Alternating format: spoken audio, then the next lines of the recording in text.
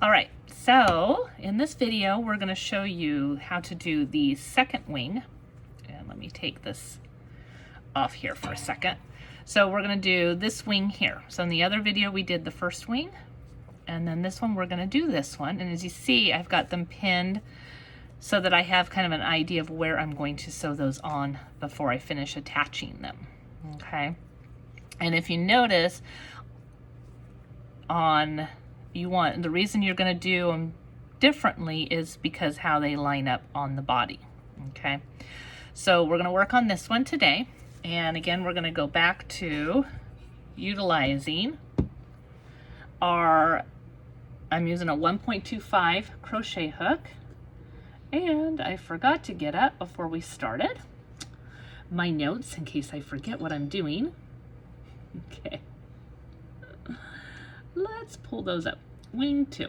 All right. Okay, so with this one, because we're going opposite, right, we're going to be actually starting and we're going to create this one first, and then we're going to be working down. So that's really one of the big differences. So instead, when we get to the end here of doing a chain 3, like we've been doing, when we get to this color, we're going to actually, in a sense, decrease by not coming out and finishing those last 2. And then we'd be doing a chain 1 and turn. All right, so that's the big difference between that, and I'm going to demonstrate that to show you so that there's some good understanding. I just know for myself, when I was learning how to crochet, I'm a visual learner, so being able to watch other people crochet was really nice. It really helped me figure out what it was that I was doing based on what they were talking about. So, of course, again, we're going to start with that same magic circle, so I'm going to get that going first.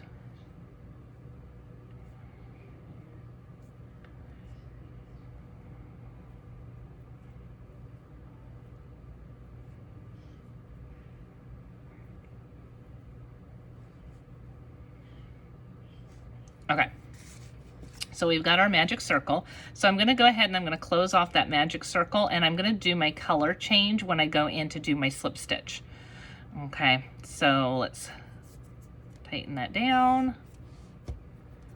And because I want to keep the same color going on, you could choose to, what did I do there? Whoops. I'm just going to go right in here. Okay. Put my glasses on. I don't have my glasses on. Let me double check that. 1, 2, 3, 4, 5, 6, 7, and 8. Okay. You can do it like I do and make sure that the colors are the exact same. Or, you know, if you wanted to, you could change up the colors. They don't have to be perfectly, you could decide that you want to start with this long one as the dark gray first and then work into that. But I'm going to keep them the same. So again, where were we? 1, 2, 3, 4, 5, 6, 7, 8. Sometimes it's good to just kind of go through here and really count those out so that you know you're going into the right spot. Okay, so I'm going to do my color change now. And I'm going to pull that through. And we're going to chain 1, 2, 3, 4, 5, 6, 7, 8, 9, 10, 11, 12, and 13. So we're going to have 13. Okay, and then we're going to start working down, and we're going to go into that second. And so we'll have 12 when we come back down. And again, we're going to be working in the back loops only through the entire portion of his feathers.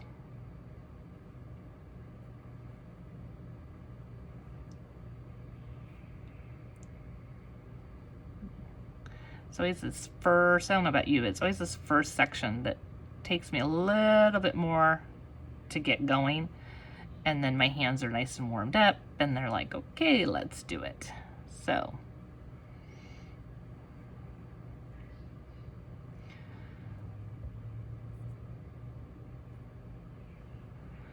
So in the Partridge in the Pear Tree, it's going to be the first one, of course, out of a series that I'm hoping to complete before the end of 2022.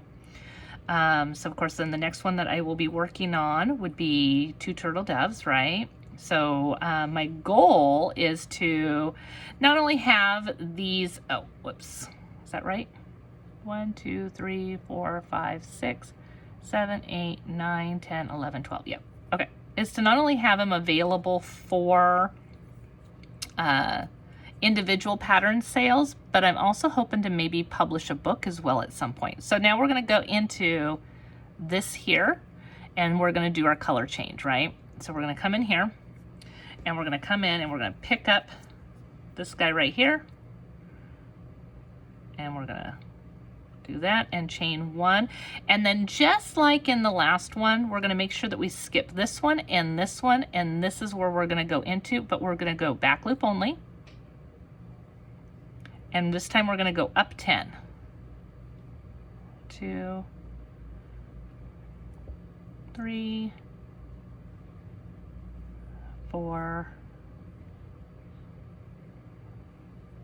5, 6, 7, 8, 9, 10. Okay, and then we're going to chain 1 and turn, and we're going to go back down 10 more, and then we color change again. So it's basically what we're doing is we're just doing the opposite of what we were doing on the other wing. So it's actually pretty simple, but I just, wanted to make sure for anybody who's new to amigurumi, or even just crocheting in general, that you had some tutorials that explained a little bit better on some of these things, just to kind of help make things a little bit easier. If you notice also, I tend to, and I've been doing this pretty much now on all of my projects,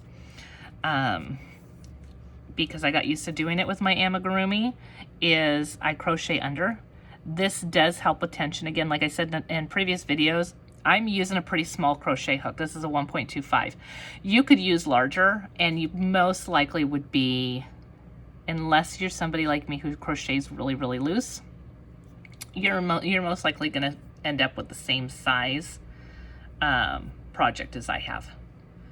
So get these yarns straightened out. It does get a little tangled here sometimes when you're working with multiple yarns. Okay, and then we're going to go in and do that. And so now we're going to go down to 8. So I have a tendency, my hands cramp really easily, and so I have a tendency to crochet a little bit looser. It's also why I don't do braiding, but I'm going to have to learn because I have a granddaughter that's on her way. She will be here at the end of March. Very excited about that. And so I'll be making lots of stuff for her, of course. So, also, when you crochet under versus over, under also gives you a tighter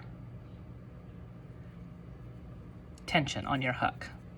Okay, so that should be 8. 1, 2, 3, 4, 5, 6, 7, 8. Yep. And then we're going to go back down. And so this is actually, I mean, these wings, the video is probably taking a little bit longer than what it would really take you to do it, just because I'm stopping at times and showing you guys. I would assume this one's probably going to be a little bit shorter than the other one, because the other one I think I went into a little bit more detail to help you guys with what's going on. So this one not so much, because we're just really working opposite of what we were before. All right, and then we're going to come in here again.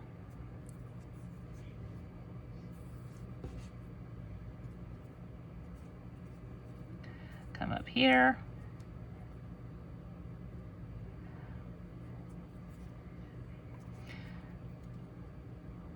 And we're going to do 6 this time.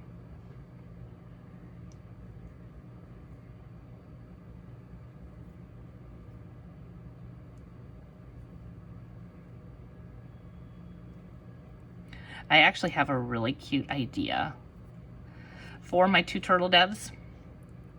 So hopefully it turns out the way that I want it to.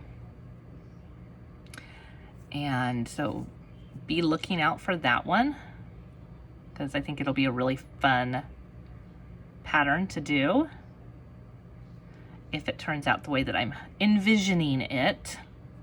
Like I said, I'm a very visual person.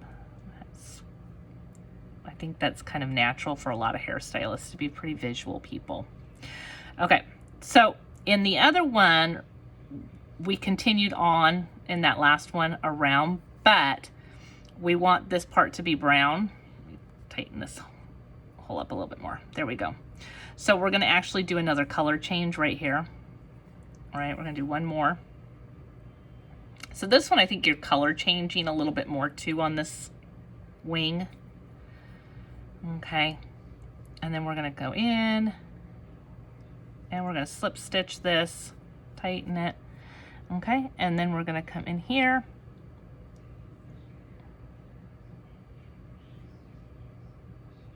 and we'll start going around 2, 3, 4. If you wanted to, you could actually even technically do the color change a little bit sooner. If you really wanted to have the exact same look, I would probably then go, let me go in here, and when I'm doing that last one, that last single crochet, so we're gonna yarn under, and then we've got the 2 there, right? We're gonna come in here and we're going to pick up this one here, and then let's get that out of the way, go in and do my slip stitch. And then it's going to end up a little bit more like the other one. So 1, and then do our 4 single crochets, 2, 3, and we're going to put a 4th one right here. And then we're going to do a slip stitch just to help fasten it off. Or my scissors. Okay, again, good size tail on both colors for sewing on. Okay, and so that is it. That is how you do the opposite wing. So again, it would just get pinned on right there, and then you'd go in and you'd sew them. So when I'm sewing these, what I'm going to do is I'm going to take this one here, right, and I'm going to go all the way down here and around here, and then what I do is I poke the needle through and come back over here and then finish there, and then I take this one and I go down here, and then that way the colors are all matching up. You could also opt to, because his body is gray, if you wanted to just leave one really long, you could do it with the whole darker one, and it would also be just fine because the body is gray and this brown is going against the body. So whichever way you want to do it is fine. That is up to you on how you want yours to look, but that's that. So make sure you hit subscribe. I will also do a tutorial to show you how to do the tail feather in another video, and some little tips on how to finish that one off so it looks really cute, just like it does in our finished bird right here. And I will see you guys in the next video. So again, make sure to hit subscribe and check out my blog at ValerieLintCreations.com. Thank you.